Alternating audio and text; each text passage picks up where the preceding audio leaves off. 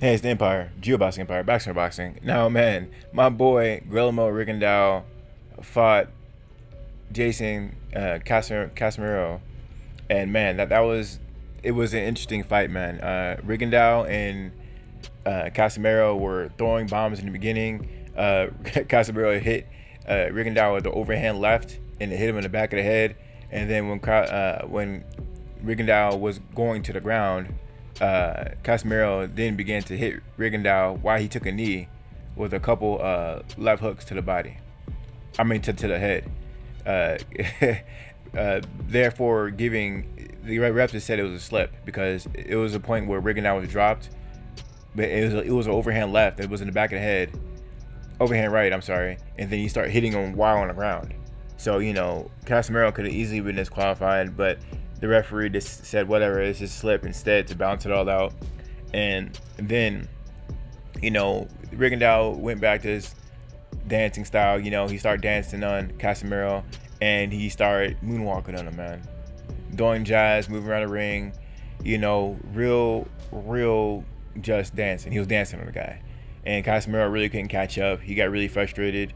Now Casimiro was trying early, but as the fight went on and on, there's a point in the fight where Casimiro really couldn't hit Rigondeaux. Now he was trying. He was throwing body shots, head shots every now and then, but he was real conservative in his punch output.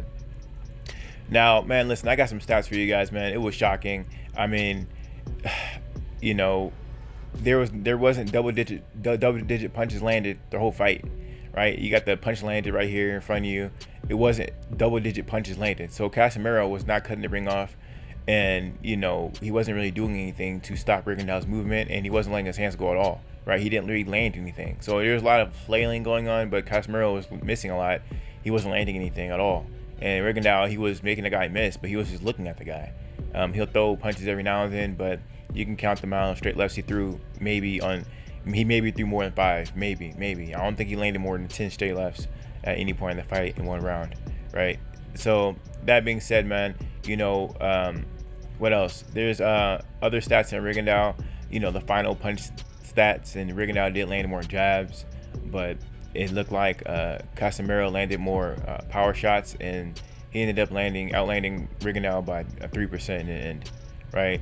44 landed by Rigondeaux and 47 landed by Casimiro. So that being said, man, they actually had a Twitter poll on who won the fight, and the fans thought that Rigondeaux deserved to win that fight. So there got a lot of people watching boxing who just don't know what the sport's all about, but the final scorecards were you guys see it, man. It's 115-113.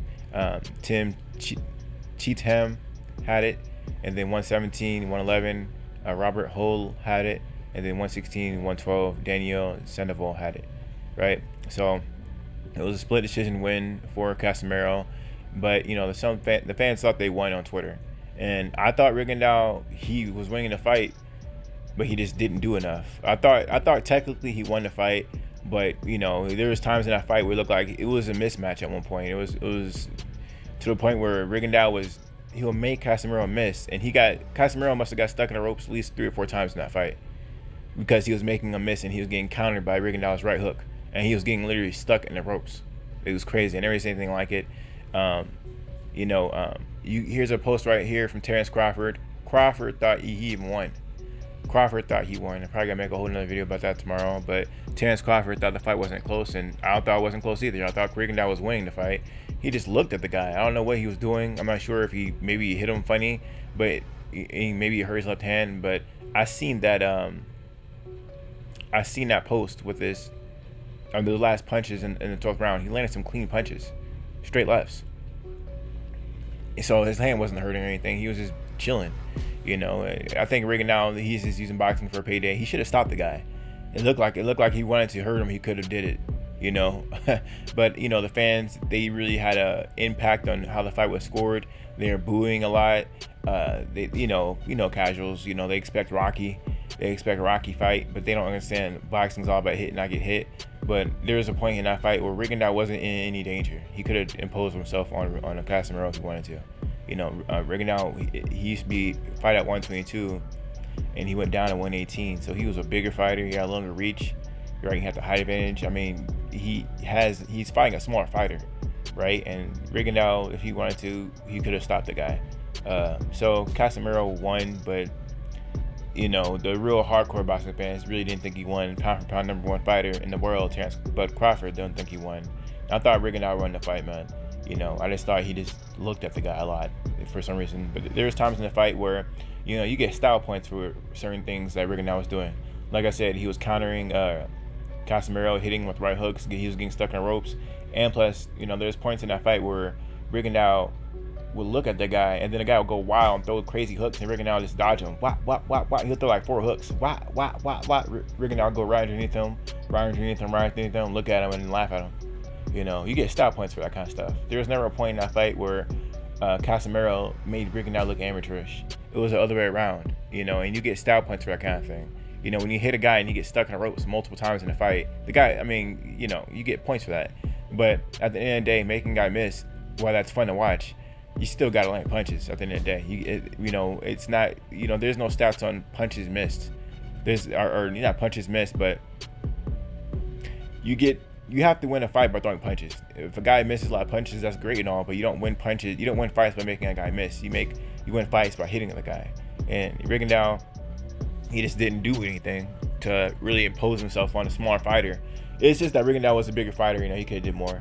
But I felt like Rigondeaux did win the fight. It was just frustrating to see Rigondeaux embarrass someone like that and not just finish it, you know, because Rigondeaux was better than that. You know, he was fighting bigger fighters at a bigger weight class, and he dropped down in weight, and he didn't impose himself. But anyway, let me know you guys feel about it, though. Terrence Crawford, you see what he's posted. He said, I don't know what they're talking about. At Rigo El Chaco 305 is winning this fight, hands down. It's not even close. And I think I am right. It wasn't close. It was a mismatch. It was a mismatch, man. But, you know, Rigondeaux was looking at the guy, making a miss, styling on the guy, but you got to stop the guy. Landing whenever he wanted to was crazy. I remember in the first 2 left hands he threw, he landed them clean. Crazy stuff, man. It was like the first 2 rounds, Rigondeaux threw 2 perfectly straight right in the center left hands. And then Casimiro, he was so aggressive in the beginning. I think it was after the 3rd round. It was one of those rounds, one of the early rounds where Casimiro was really aggressive. He got hit with those 2 punches, and then he stopped. And he literally stopped being aggressive for about 4 or 5 rounds because he got hit with those power shots, and he realized that, okay, this guy can hit. Because he not only did he get hit, he got hit and he flew back a little bit. He popped back. So you guys see the stats, man. You know, let me know how you guys feel about it, though. I thought it was a good fight. I enjoyed it.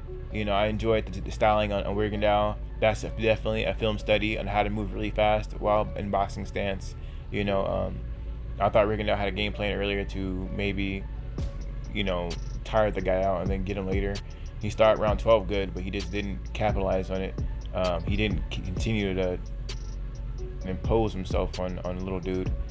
But anyway, good fight, man. Let me know how you guys feel about it, though. Like, comment, subscribe. This is the Empire. Geoboxing Empire. Peace.